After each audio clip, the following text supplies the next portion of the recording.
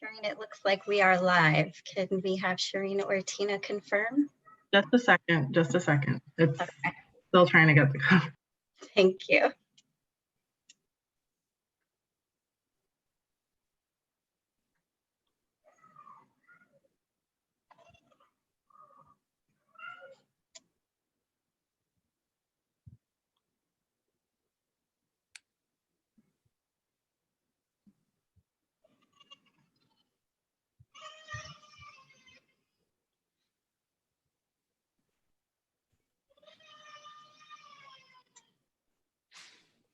Nap time.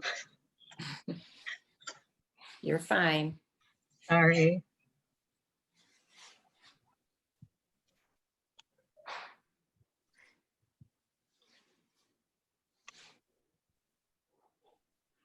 Can I just ask also that if you're not going to be speaking, if you can turn your cameras off at this point?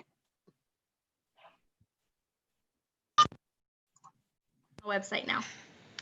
Nap time.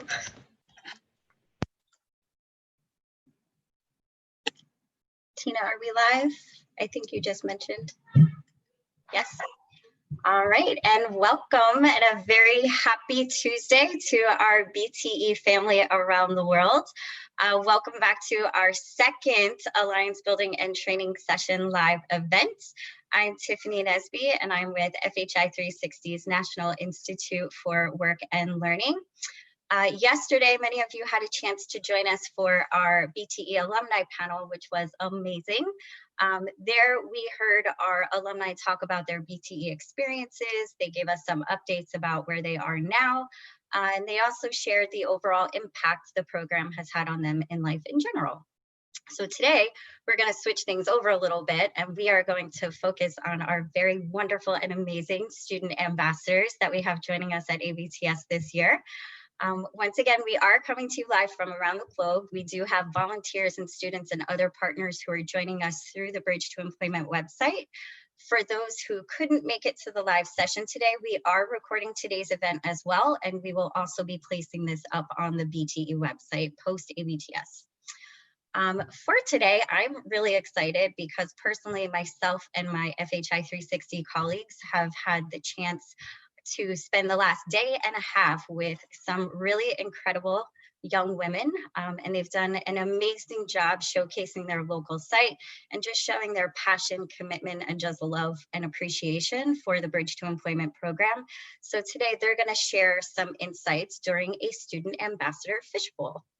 So the way a fishbowl works is the students were provided with 3 different topics prior to today's session.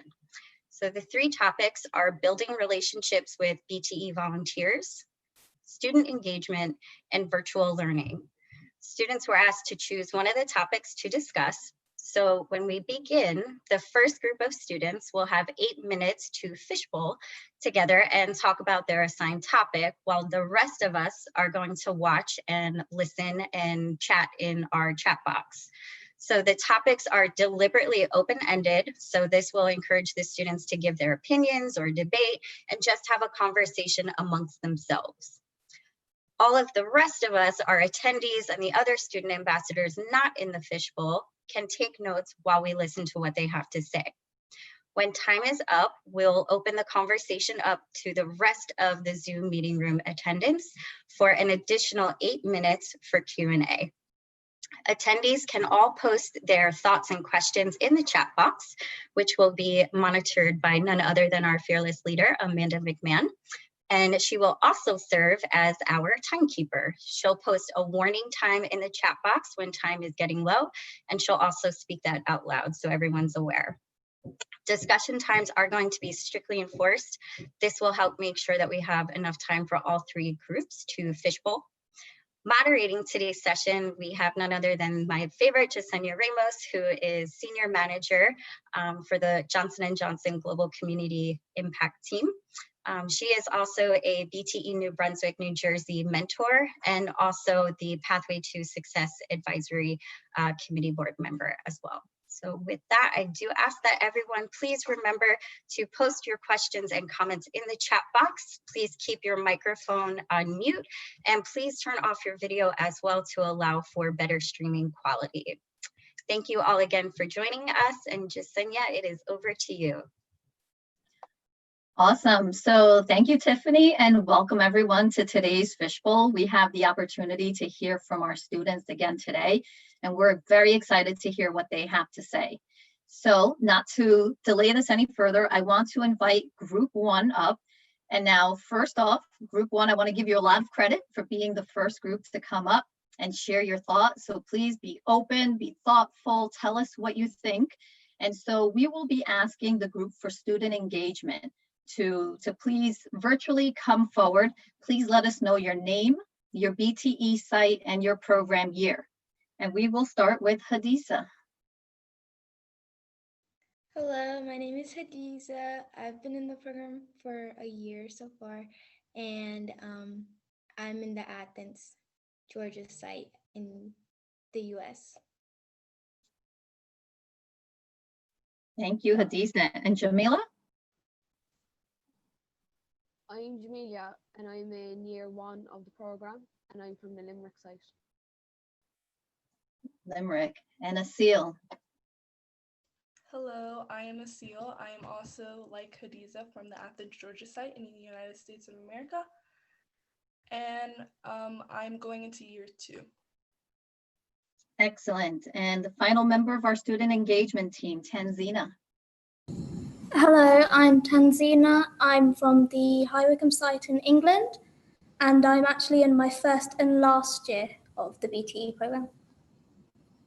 Great. Well, again, thank you all for being the first up. And Amanda, I would ask you to start the timer, and I will ask you guys to please talk to us about student engagement. And what does that mean to you? And what does that look like at your site? Well, at our site in Athens, Georgia, our student engagement is heavily focused on field trips, and we do a lot of hands-on activities when we're just meeting at the school. So for field trips, we do outdoors field trips, but we also go to the university that is in our town, which is the University of Georgia. We've done tours there at the veterinary medicine. We have done little labs there. We had guest speakers come, and we go to UGA and take notes and ask them questions, do that. For outdoor activities, we've gone to the gardens. So we've went and visited it and looked at different vegetables and things like that. And then we also did a rope course, which a lot of people were scared and terrified of heights and didn't trust the harnesses, but it was a really, really fun experience. We did a lot of team building exercises at the rope course that everybody enjoyed. And I think that those are the highlights of our student engagement in our site, if anybody. To add on to Hadiza, I feel like student engagement relies heavily on how much of the relationship is built between the students and the volunteers of the BTE program at our site. So our volunteer, or the person actually coordinating our site, is Miss Thornton, and she lets us know that we can talk to her all the time about any problems we have. I feel like that relies heavily on student engagement at our site. At my site, it's mostly focused on getting us all together, such as we usually would go on trips and we would usually get guest speakers in, such as Nicole Connolly Bryan, which was actually when we were at COVID, when we were all at home and we had it, and everyone in my year found her so inspiring. But also we did the BT launch in the Strand Hotel, where we had guest speakers in as well to introduce us to all our mentors, and we had quick games to just get us all know each other.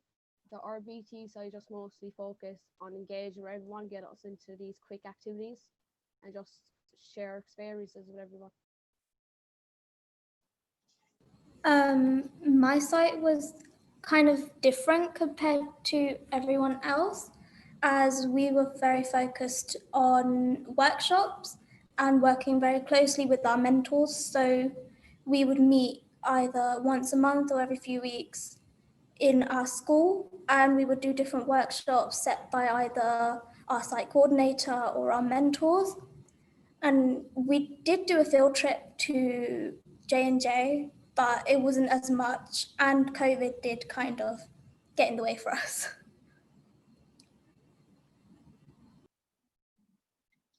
So what Yeah, other activities would you have liked to have seen? I wish we had more guest speakers. I think we only had one throughout our whole BT experience before COVID. So I hope we get to do more guest speaking activities since we can't really meet anymore. So virtually invite someone over Zoom and we could talk to them about anything that we'd like, or and also do maybe SAT practice, because BTE sites do that as well, and I think it'd be really helpful since most of us are juniors now, and we could use some guidance with the SATs and the college application process. I know before COVID we were planning to do a career investigation, but because of that it got cancelled. So I was really hoping we could probably find a way to do it this year, because I know my year is going. We're all in fifth year at the moment, so we're all trying to decide what we want to be. So I really hope that we're still able to do the career investigation, so we give everyone like an insight in different career paths.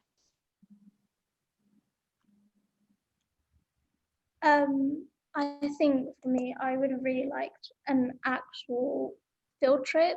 I think COVID did get in the way for us, but I think it would have been really nice for our whole site to go and have an experience within either the medical field or whatever that would have helped us with our program.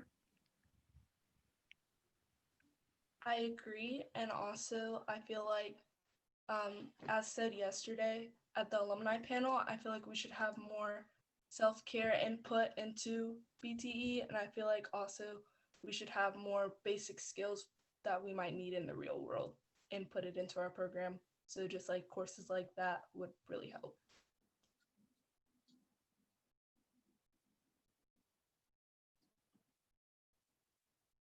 Okay. And I heard you talk before about building trust with this rope course activity. You learn trust and team building. Tell me more about that. How did that make you feel? What other types of activities have you done to build for team building? I think team building has been things where, especially with the rope course, a lot of us, when we heard that we were going to do something like that, we were really anxious, especially since we were scared of heights and stuff like that. And I didn't trust the harness. Let's just say that. Let's keep that out there. I did not trust it. I was still really excited because all of my BTE peers were doing it. So I was like, if they're doing it, I can't chicken out. So I feel like them engaging into the activity and they're at least trying, and I see that they're trying. That means that I can too, you know? And we also had a student that she made it all the way to the top, but she just couldn't do it. But we were still there supporting her. And even though she ended up not completing it, she still did her best. And we were there to cheer her on and get her down and get her calmed down so we could go on to the next activity. So I think that's what it. Some people do learn to support each other no matter what, and to trust the process and to try something new. So I think that was really important. And we also did a workshop activity where we had these cups, and we were supposed to align them into a pyramid without actually talking to each other. So we had to trust that when it's Asil's turn, she's gonna go ahead and flip this cup over. When it's Hadiza's turn, she's gonna go ahead and do her job. So we have to trust each other in our separate groups to be able to do what we're supposed to do without actually verbally communicating with each other. So I think that was really important too. Excellent. And I did get the 1-minute warning, so I want to give everyone the opportunity within this group to share their last thoughts before we open it up to the larger group. I think the activity my BC site did was the 1-week work placement in Johnson & Johnson's, because we had a chance to work with the workers out there. And I feel like it just made our team work better, because some people was working the line, some people were working in the shops, and some people were working the labs. we all kind of have to engage with each other, interact with each other, and like kind of respect each other's boundaries. So I think we kind of like, it kind of helped us explore new things as well. And also, I just want to thank Carly for organising that, because it was one of the best experiences of my life, and I really learned a lot from that 1 week work placement. I just want to get that out there.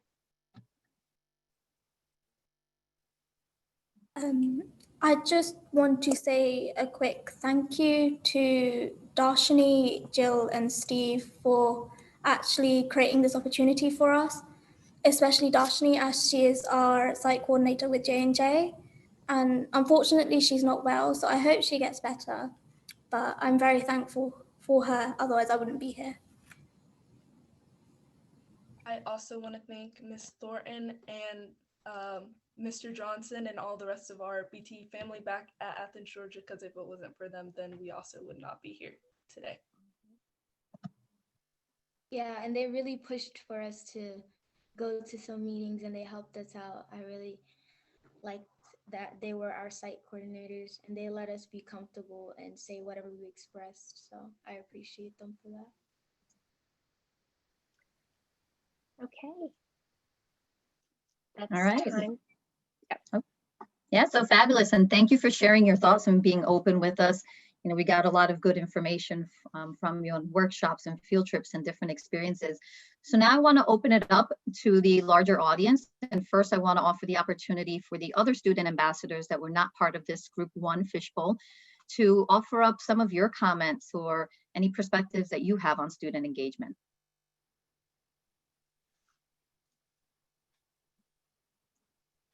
What have been your experiences? What have you liked the best? What would you like to see more of?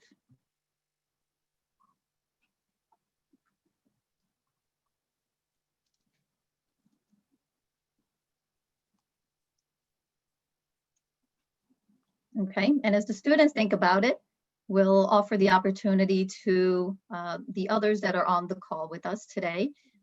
Please let us know your experiences about student engagement. How have you engaged with the students? What activities have you performed at your sites? What have you learned about from other sites that you want to implement at your site?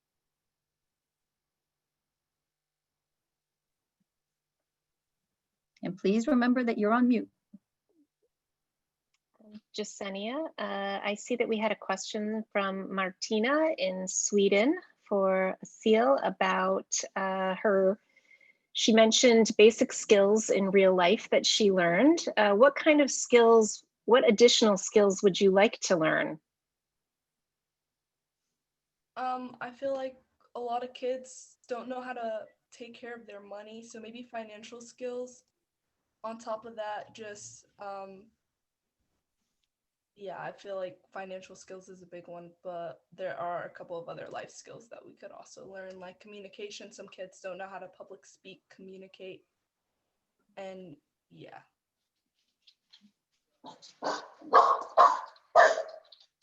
Well, this is Kathy from Athens, and wonderful. We love the input that you are giving back, and we do have, thanks to Tiffany over there, we are going to be talking about some personal financial advice and direction this year going forward.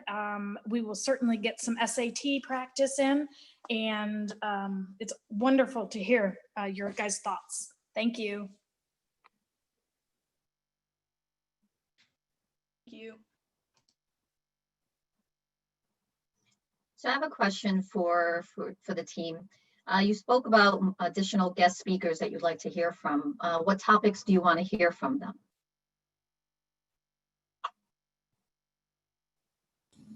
Oh, sorry. No, go ahead. Okay. I think for additional guest speakers, I would want them to talk about topics that really wouldn't be that touched upon or isn't really spoken well. So I think right now, one topic which isn't really being spoken on is about religion. If we talk about what's going on and race, although that is a big topic, it still needs to be very important. But other things that I strongly believe in would be like mental health and emotional abuse. although we are in 2020, it has become a topic, is still sidelined. And I feel like that definitely needs to be something that's more outspoken. Thank you. Definitely appreciate you bringing that up. And I think these are definitely topics that are more difficult, but I will say from experience with my own mentees, I joined another mentor in having a discussion on racial and social injustice when a lot of things started happening here in the US. Definitely a tough subject, but we opened it up for our students to just share their thoughts with us, tell us what they were thinking, how they were feeling. So absolutely agree with what you're thinking and saying, and that we need to have these open discussions, but also being very aware of the differences of opinion and accepting of those differences of opinion. And so thank you for bringing that up. Very brave. Thank you. Any other thoughts? I mean, for me, the reason why I was thinking about having more, guest speakers come up was we had Chris Singleton speak to us for ABTS, and I felt like his message was so cool about adversity. And I feel like a lot of the people on my side, they faced their own personal adversities. They could have taken everything that he was saying and really put it to their life. So I feel like anything about adversity would be good. Mental health, as Tanzina said, and social injustice. I had already wrote that down before Jasenia said it, so that was great as well. We're all thinking about the same thing. And also having healthy relationships with everybody, even boyfriend and girlfriend relationship advice or something like that, because it's always undermined, but like kids need to know how to be good people to other people, if it's their friendships, their parent relationships, if they don't have a good relationship with their parent. I feel like advice about how to communicate to those that you care about and all those things could be really helpful. And also like maybe social media management, making sure that your social media is good so that when you go to college or when you grow up, you don't get in trouble for things like that. I feel like those are all really good like things that kids our age need to know about now.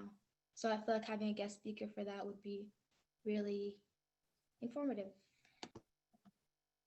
Excellent. Those are all fabulous topics and thoughts. And on Chris Singleton, wow, what a great message, right?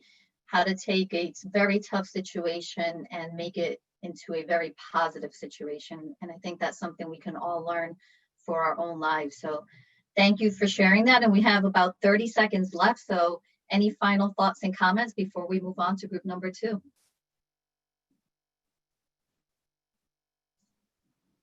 I think we should have a guest speaker in about stress and anxiety, because everyone experiences like stress and anxiety. It's just that not everyone knows how to deal with it, and especially students, like, because next year I'm doing my leaving cert and it's going to be a lot of stress, like trying to study and everything.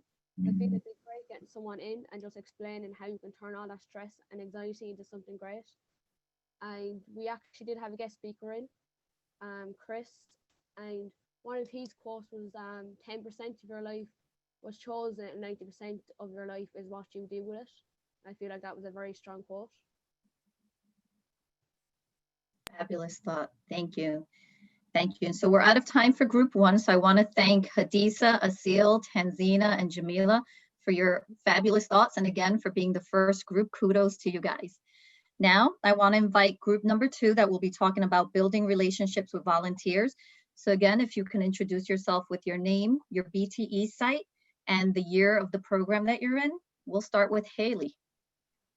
My name is Haley, and I'm from the Limerick site in Ireland, and I'm in my first year of the program. Excellent. Yasmin.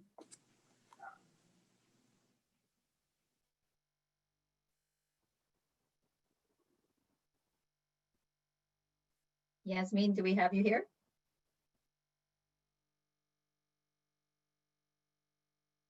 Okay, while we check in on you, we will move on to Andrea or Andrea.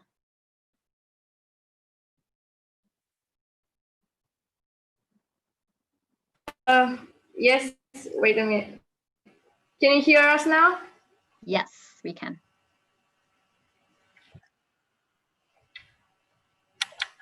You can start. Okay, hello, my name is Andrea, and originally I'm from Romania, but now I'm in the project and I live in Helsingborg, Sweden. And I'm one of the ambassadors in 2020 for the project Abts. Hello, I'm Jasmine. I'm also in the BPE site Helsingborg, Sweden. I'm originally from Iraq, Baghdad, but yeah, I was born here in Sweden. And I am now a part of this amazing project, ABTS 2020, as a student ambassador. Fabulous. Well, thank you for joining us. And so you've opted today to speak to us about building relationships with volunteers. So please tell us about your thoughts and experiences with that. So first of all, I think it's really important for there to be a connection between us and the volunteers, because obviously we're going to be talking to them and connecting with them for like a long time. For example, there's a woman called Teresa Leahy. I think she is on call, I'm not sure, but she has been so helpful to me and the other girl on my site, Jamila. She basically, like, whenever we have something due, she emails us and makes sure we understand what we're doing, and she's always there to give us help and go on call with us to like make sure we understand everything. And I think it's really important for everybody to have someone to just email if they're confused about anything, just so you know that you have somebody. And then as well, we did a week's work experience in our J&J site, and all the people there volunteered to show us around for a whole week. And I think it was really nice of them to do that. And they basically showed us their job, and we got to experience all different types of aspects of the J&J site. And we were talking to these people all day long, and they were so nice to us to do that. So I think having the relationships with them was really important, for us to feel comfortable with them all day.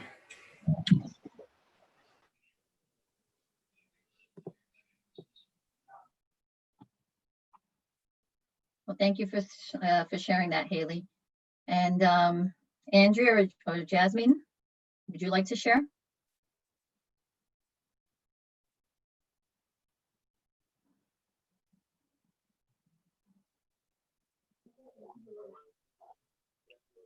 I know we may be having some sound issues, so Jasmine and Andrea, if you can hear us, please send us a note through the chat group. And Haley, we'll turn it back to you since we're able to hear you for now.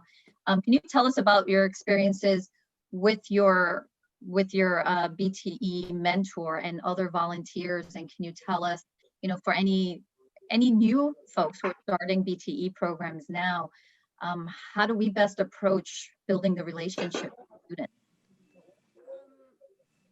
So to start, Teresa, we had a talk from Teresa and Carly Neville in school, and they basically just introduced themselves and like told us who they were and how they were going to be involved with us throughout the year. And I think having that introduction really helped us to start, because we got to see what they do every day and what their aspects of work was.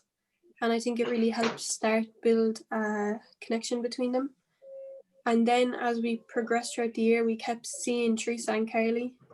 And obviously then we knew we had people that we were seeing multiple times, so we felt comfortable with them. And then the volunteers at the J&J site that we were with all day, I think it was really important that if they volunteered, they wanted to do it. And you could tell that like all the people who volunteered really did want to help us and want to let us understand. Because I feel like if they didn't want to do it, we wouldn't have connected with them that well, if you know what I mean. as Haley said, I think it's really important that the volunteers wanted to be in our project, not just they needed to. And I think they did, because it's really hard to find your motivation for something when you don't get something for the things you do. And they don't. And that's really important for me, and I think for my colleagues too, because they show interest. And I can understand how deeply affected they were in a positive manner. The project helped them, or it's effectively sustain them, because now they are here trying to help us more and more, and they give us pieces of advice, and they all told us to do our best for improving the project. I also like to compare BTE to like a classroom. If the teacher does not want to be there, then usually the students don't want to be there either. And just like Haley said, it's very important to note that they're volunteers. They want to be there because their purpose is to help us, which makes us also want to work harder, not just for ourselves, but for them as well. Excellent. And can you tell us a bit about how do you communicate with your with the volunteers and your mentors? What's the best way for us to reach out to you to ensure that we're having effective conversations with you? Actually, oh, I'm sorry. You go. In our BTE site, I don't know if everyone has it, we get mentors. And my own mentor, she gave me her phone number actually, and told me to call her whenever I needed something, any help. She used to study the same courses that I do right now. And she said, I can help you with like math or chemistry or anything you need, so. And my mentor asks every time what we want as a team to learn, and we decide what we want to do, and they help us with those subjects which we want to have, not what they decide just because they think that's a good idea. So they implicate us a lot in this project.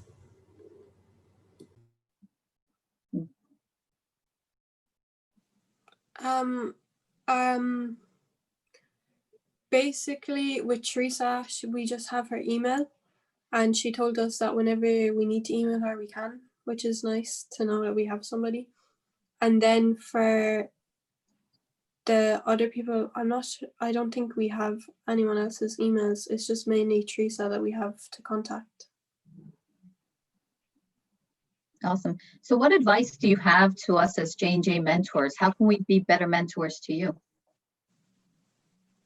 I think a good mentor is that mentor can be. Sorry. You can go. Okay, thank you. I think a good mentor is that person who can be friend with his or her students and understand them at the same level, not like I'm the teacher, you are the student. They have to be friends and understand each other for doing a better job. It's the same thing with like a parent. If you have like a dad and a mom, and maybe in a case where maybe the dad is a little bit harder to speak with, that's why you usually go to your mom and you spill out your guts. It's the same thing with, you know, having a mentor. You want someone you can trust, someone you feel comfortable with, and that's surely not a stranger. So don't be a stranger, just be a friend, joke around. No need to be serious all the time.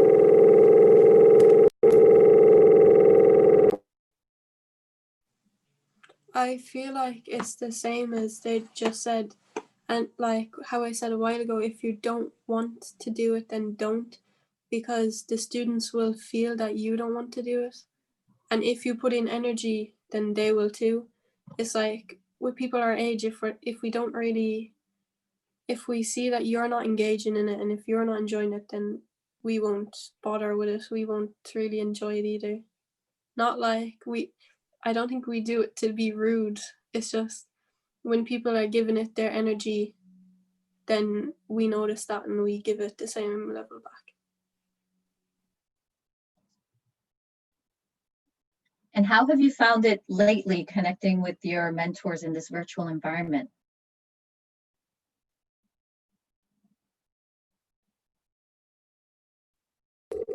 For me, it was pretty easy to communicate with my mentor because she told me from the beginning that she understands our opinions and we are free to tell them.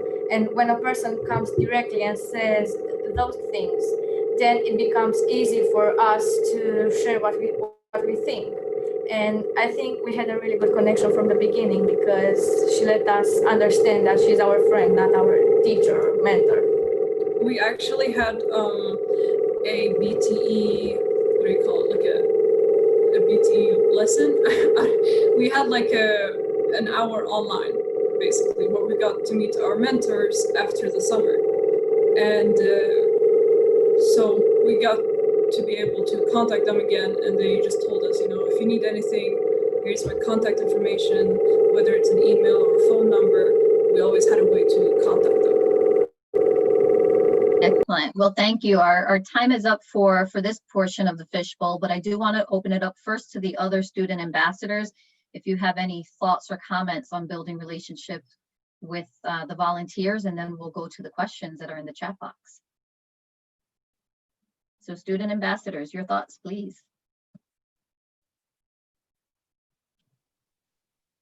I guess for our site, we don't have like direct mentors. Like there's no one person that's like, hey, this is who you'll be connecting with personally.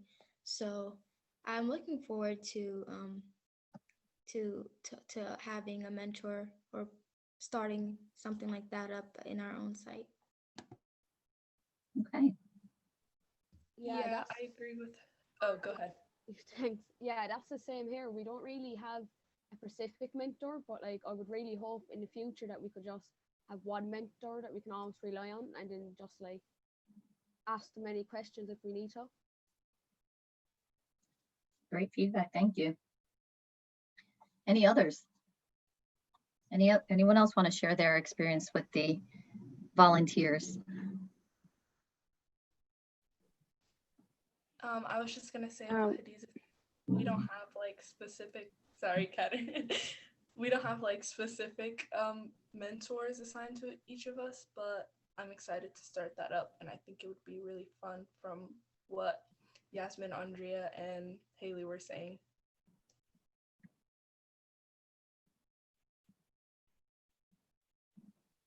Okay.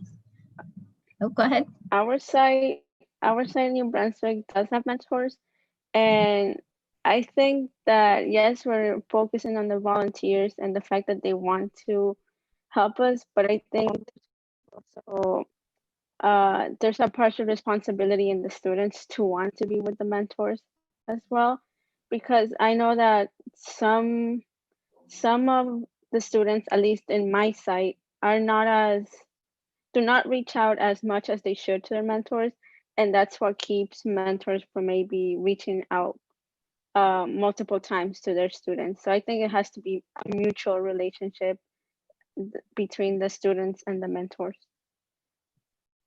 Absolutely, and you bring up a fabulous point, and that brings me to the questions in the Zoom chat.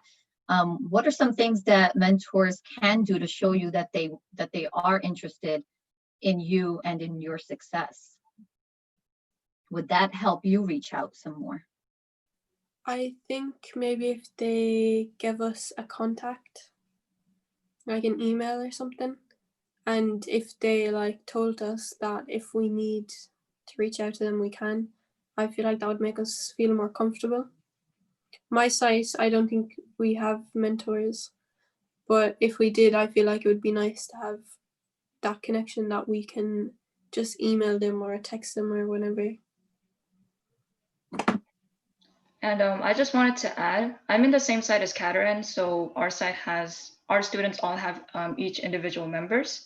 So I think one aspect that was really helpful in me getting to bond with my mentor was that we had like mentor workshops. So all the mentors and all the students gathered in the world headquarters, and we all just had like fun activities like game night or movie night. And that I feel like was really integral in building that strong connection. Fabulous, thank you.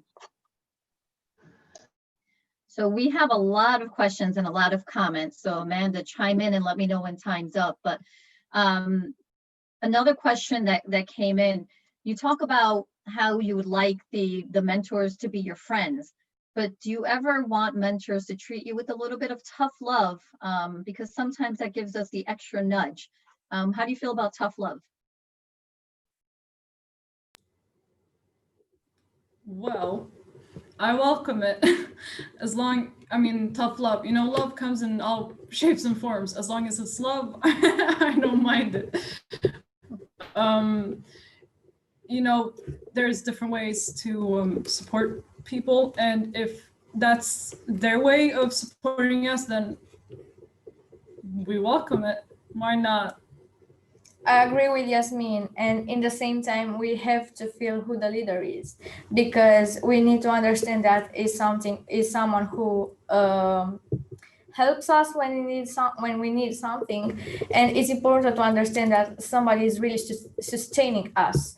Because if we don't, and if we think that we have just friends, then everybody will get randomly in different directions and will not be that good for us. So we need both. It can't work just with one thing. We need everything together. Yeah, so tough love can be like that line that Yeah, you exactly. set between, you know, being a leader or a mentor and a student. Great, and I think you phrased it well when you first said it. You welcome tough love as long as it's love.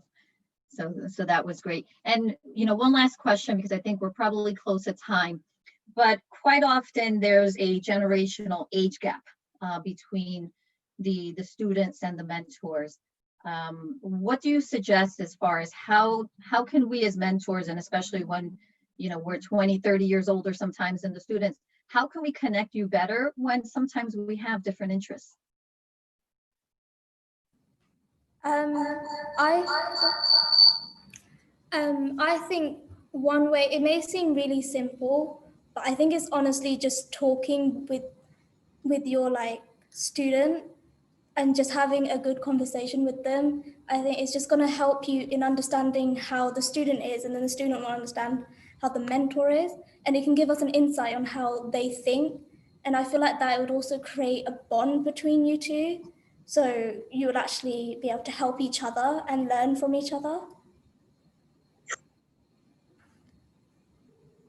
I think it should come naturally without trying to do something, because this is a feeling. It's not an exercise which you do every single day. It's just a feeling and a thought which should come naturally. So just don't try. Don't force it. Exactly. Be natural. Even if you don't have, people don't always have to have something in common to be friends or anything. As long as, you know, you're nice to each other, you're chat, just you can get along either way. They have just to connect to each other without trying it.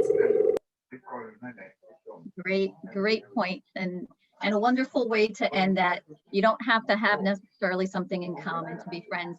And one thing I want to remind us, because I know we focused on mentors and we tried using the words mentors and volunteers.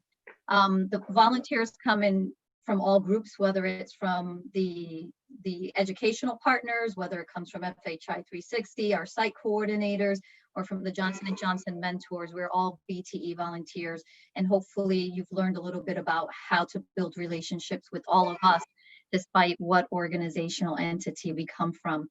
So with that said, we will move on to our third and final fishbowl.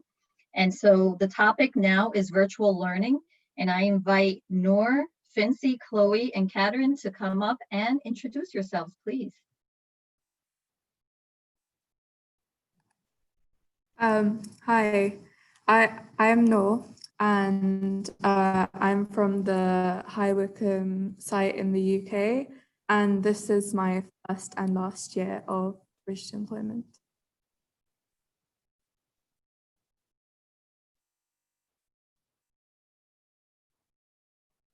Fincy?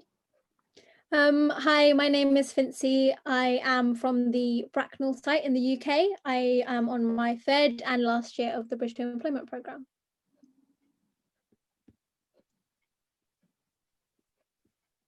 Hi, I'm Katherine, and I'm from the New Brunswick BTE site, and I am also in my third and final year of BTE. Fabulous. Well, thank you, ladies. And the floor is yours. Talk to us about virtual learning. I think that virtual learning now is really important since now that we're in 2020, there's a lot of, like, due to things such as pandemic, that virtual learning is something that's going to be a lot more common. And especially through ABTS, having this whole experience helps us even more, because now that we'll have to start using it, because we wouldn't know that we'd be in this situation. So I definitely think it's really important. It's a really important skill to have. I think we're really fortunate to have this sort of technology to be able to communicate with people all around the world, such as the ABTS program at the moment. And I think it's a really good idea. Fabulous. And I want to take a quick step back. Chloe, can you introduce yourself? And I apologize for that.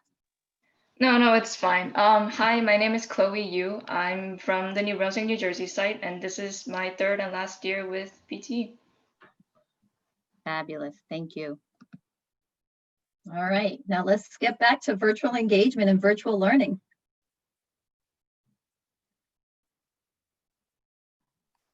I think that because now that technology is really advanced as well, it's a lot more easier to do things than it would have been like a few years ago.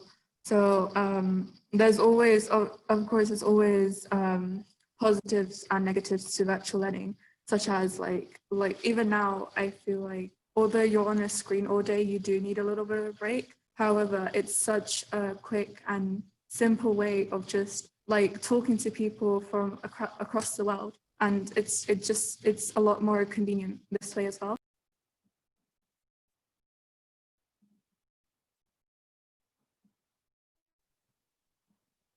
I think there are definitely both good and bad sides to the virtual learning, in my opinion, because yes, like she was saying, we do have the convenience and the fact that we're at home and we can be comfortable in a different sense that we're not around other people, but at the same time, sometimes we need to be around people just to feel just for the social interaction aspect, and sometimes that can have a toll on us just because we're not interacting with others. And I think that the social interaction was what was making BT an even better experience, because we were constantly interacting with our classmates and keeping up with them. And I just wanted to add that it doesn't matter what situation it is. This can be with the ABTS or it can be with school.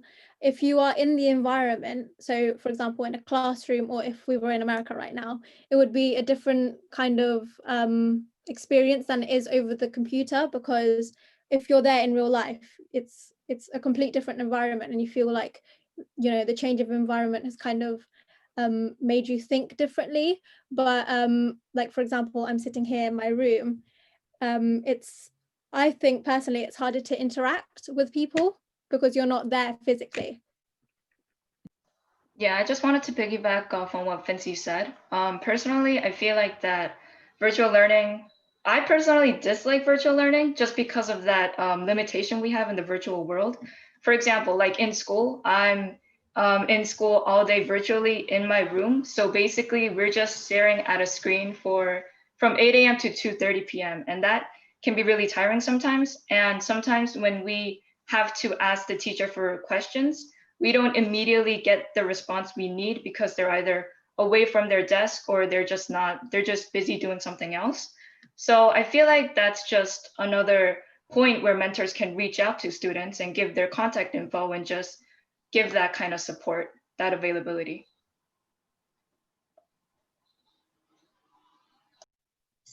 So can you talk to us a bit about what activities have you enjoyed in the virtual context, and which ones do you say, hey, these really didn't work for me?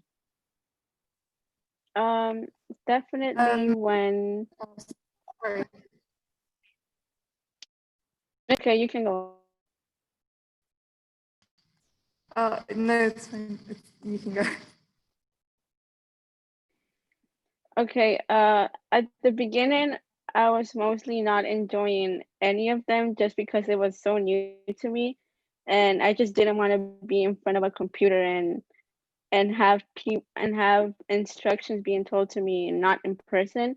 But as time went on, obviously we have been getting used to it, and we are able to play virtual games and we're able to play games online. And I think those are the activities that I enjoy the most because even though you're not in person, you're still interacting with your classmates and you can still hear them laugh and you can still have a fun time from the convenience of your home.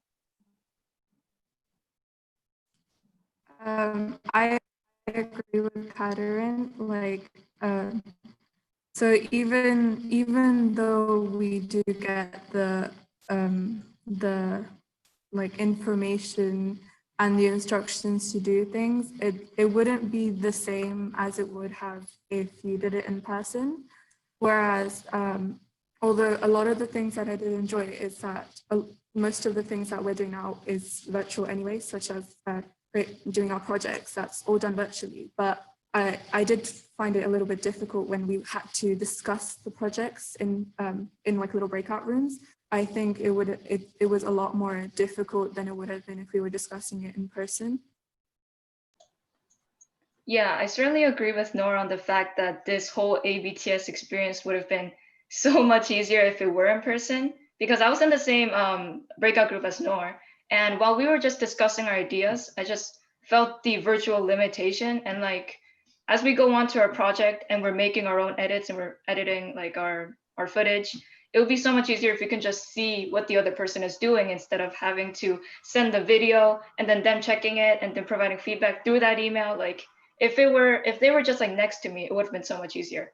But one experience that I remember having virtually was we did this Kahoot game. It was this Disney movie trivia Kahoot game. And as Katarin said, I really didn't like the virtual experience at first because it felt really foreign. It felt really kind of like forced a bit. But as time went on, like the students and my peers, they were just so engaging through chat. They were hyping each other up. And that whole like energy just like kind of transmitted to me as well. And that was kind of what led me to have a change in perspective of virtual events. Awesome. Well, thank you, Chloe, and thank you, ladies. We're up on time, so now we're opening it up for Q&A. So as student ambassadors, we always give you the opportunity first, but while you think of what you have to say, I will pose a question from the chat group. And we have someone who's interested in hearing how you manage energy during this all-day virtual experience. I think so. I think for me, at least, it's kind of getting energy from other people. So if everyone else is more engaged with all the things that are going on, you kind of feel the need, like you kind of feel the energy, like you want to throughout the whole program, because our thing finishes quite later on in the evening. So because of like talking to everyone else and getting their energy, I think is how it kind of balances out.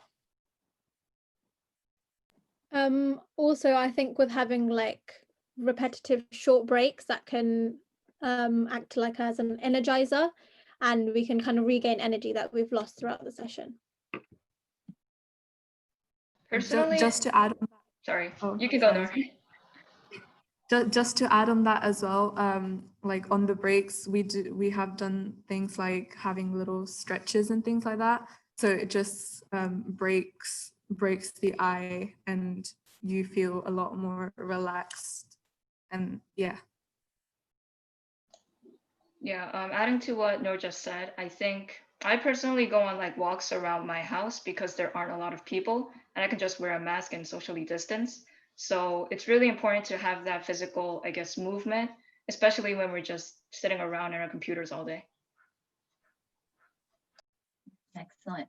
And to the other student ambassadors, do you have any perspectives on virtual learning, any things that you've enjoyed in particular that you want to share with us?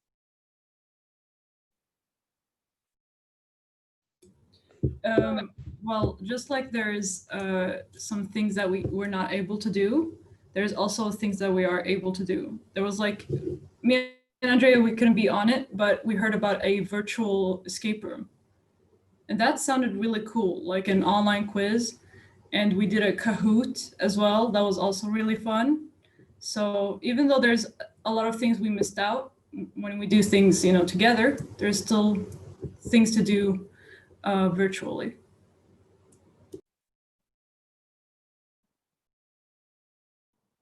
Any other thoughts or perspectives on the virtual environment? Do you think it's here to stay? Do you want to see more of it? Do you want to see less of it? I've heard what seems like it might be a little less of it, but when it's engaging and fun, you say, hey, I can do this. So what are your thoughts on it? Do you see that it's here to stay and something that we should be using more within BTE? Or what are your thoughts? I think hope it's not engaging. Oh, sorry. Will I go? No, go ahead. Thanks. Well, to be honest, I don't really want it to stay. Like, although when this is all virtual, we play games and everything, I found that to be very engaging. But I just feel like for the long run, I just won't like it. I know some people can handle it, but when you understand other people that they can only learn face to face, I feel like those people find it very hard. Even for me, such a schoolwork, when we were all off school for the 5 months, I found it really hard to do online classes. I rather face to face in front of everyone. So I wouldn't like it to stay. Yeah, and I feel like it's really easy to give up on activities when you're doing it virtually, because you can easily just be like, well, I'm not logging in today. I heard they were doing this lame thing. I read about it. I don't think it's interesting. But when you're in person, it's like you're there. You can't really sit out. You're kind of you have to engage. You have to try it a little bit. But online, it's like if you don't want to do it, you just don't join the Zoom call or you don't answer your emails. So it's easier to not be as engaged on Zoom, doing it virtually than when you're in person.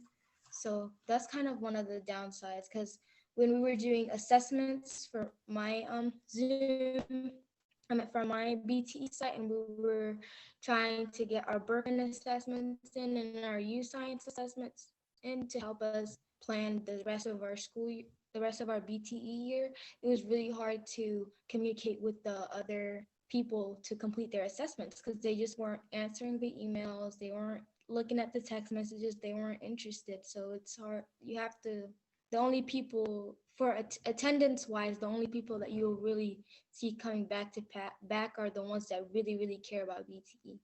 So I guess you can that way you see who really cares about the program and is there to stay long run, but it also kind of reduce how many people you're impacting with the program.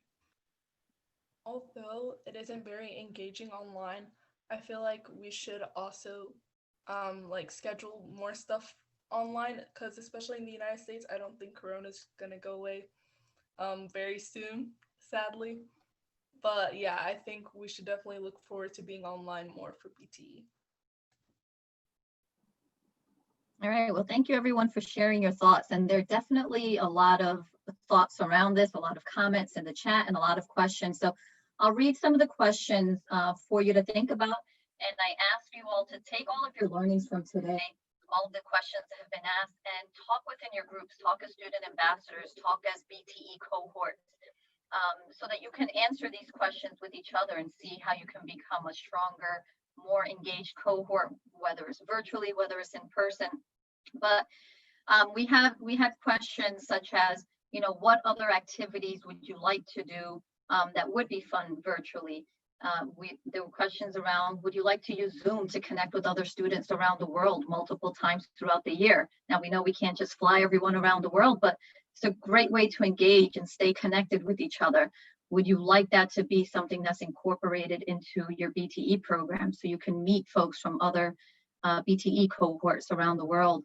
Some were asking, how were you able to do your schoolwork without lazing around, you know, as there were no teachers monitoring you? And as Hadiza said, hey, when you're in person, you have to engage, someone's watching you.